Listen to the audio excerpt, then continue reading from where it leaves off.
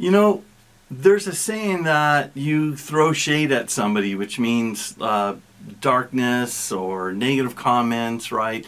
You put them down or you cut them down. If you want to throw some light on the subject, sometimes that means you're exposing something bad, but also sometimes maybe you're showing something that is actually very commendable. And what we see in Matthew 6 is Jesus talking about our eye, but it's used as an illustrative way, right, of kind of our mindset, our soul, our personality, our character, who we are. Let's read it. Matthew 6:22 through 23 says, "The lamp of the body is the eye.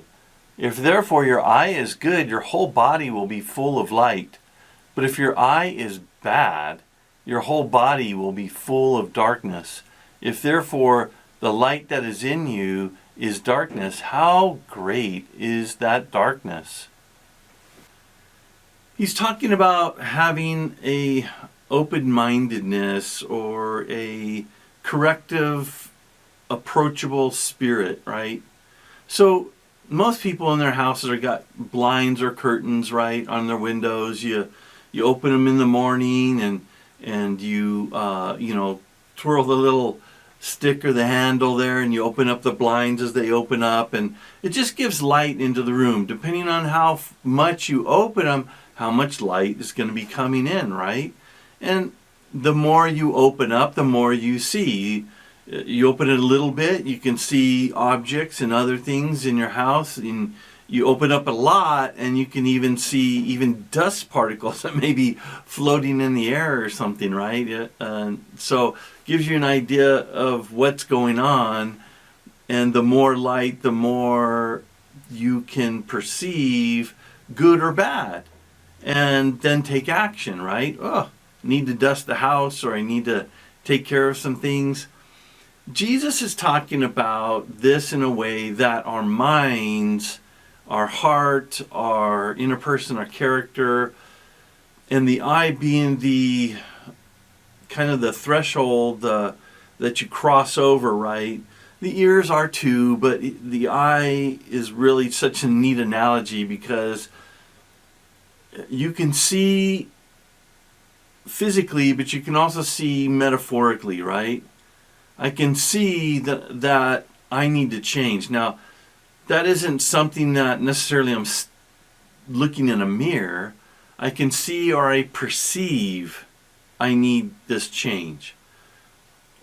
And having an openness to this is what makes this the difference, right? So if you think of your eye as, just part of your body and not in a way that is illustrative of what, a portal to kind of how you perceive yourself and your life and your surroundings. So if your portal is narrowly focused and it focuses out God, it focuses out, you get myopic, right? And you focus out like blinders, you focus out good things, and you begin to focus in on just pleasures and sin or hatred or those kind of things. Your body becomes, your soul becomes darkened, right? But if you broaden that and you allow in more light, you allow in goodness, you allow in correction, you allow in inspiration and encouragement, then that brings light and it brings change, right? But the darker that things get, the harder it is to change, kind of like when your eyes adjust to the dimness of a darkly lit room, and you don't really, the light, a window comes open or a shade, and I don't turn it off, close the door, close the curtains because it's too bright. And it's like your life can become to a place where it adjusts to darkness and you think it's okay. You think it is light. You think it's enough. And this is what Jesus is warning about.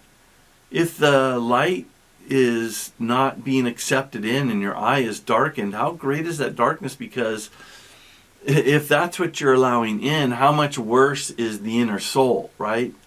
So people will say things and do things in public, and that always tells me what kind of person they are, because if they'll say and do that in public, what do they do in private? And what do they think when they don't say anything? That it's usually worse if that's what they'll do in the light, or whatever light's out there. It just shows you how darkened their soul is, as well as the opposite, right?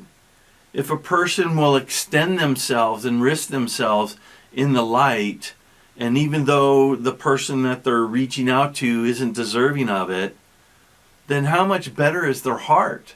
If they'll risk that kind of exposure and ridicule and the risk that comes with associating yourself with someone to try to help them, man, that's a good heart, right? There's a lot of light in that person.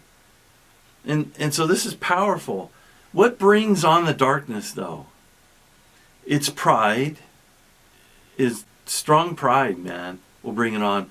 Rebellion, especially rebellion to God, right? An arrogance that kind of revolts against God. I don't want to hear what you're saying. I don't want to see your evidence of you. I just want to do what I want to do and go and do my way and go that way. But what would reverse that? What would bring in the light? Well, instead of pride, humility, right? Instead of rebellion, you'd have some compliance. And Jesus says that to him who seeks the light, more light will be given. So it's like being in that dark room and somebody cracks the door and you're like, you know what? It's too bright, but I need some more light in my life. I need to have my eyes, and my eyes begin to adjust. And your eyes begin to adjust to the light, but then you begin to see, wow, there's some bad things going on in this room. This room is ugly, and I didn't realize I was sitting in this cesspool. And you begin to exit out. So that kind of openness, that brings in more light. That's so powerful, because if we don't, sin blinds us. It blinds all of us, and the darkness and this arrogance and rebellion is cross-platform in the sense of this goes into every sin. That's why he said, how dark is your whole life, right? Because the darkness allows you to do not just do bad things and say bad things and perceive things in a bad way, because it encompasses all parts of your life. Like your eyes, you use it for everything you're doing pretty much, right?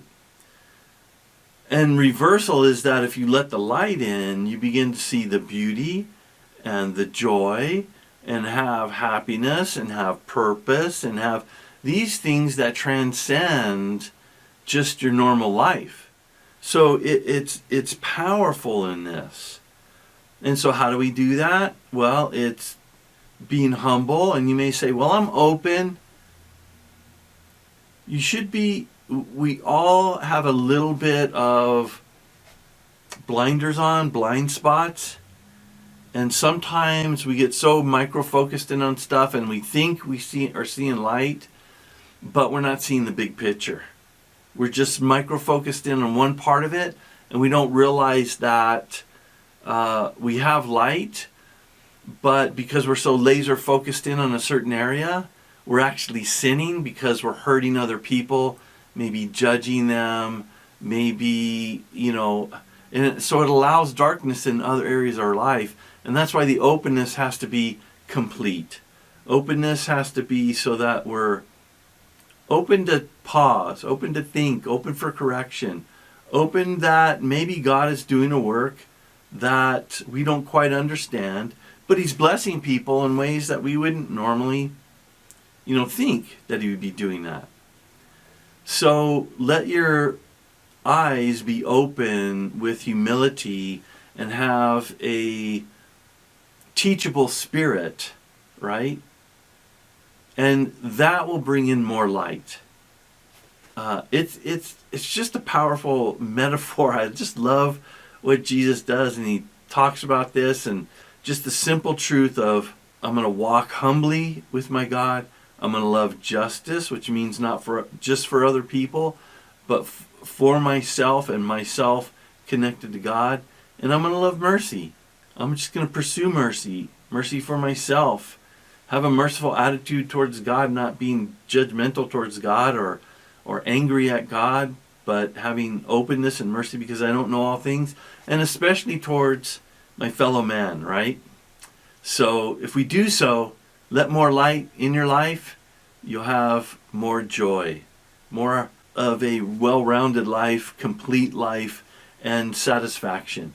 Amen and amen. All right. Till next week, God bless you guys.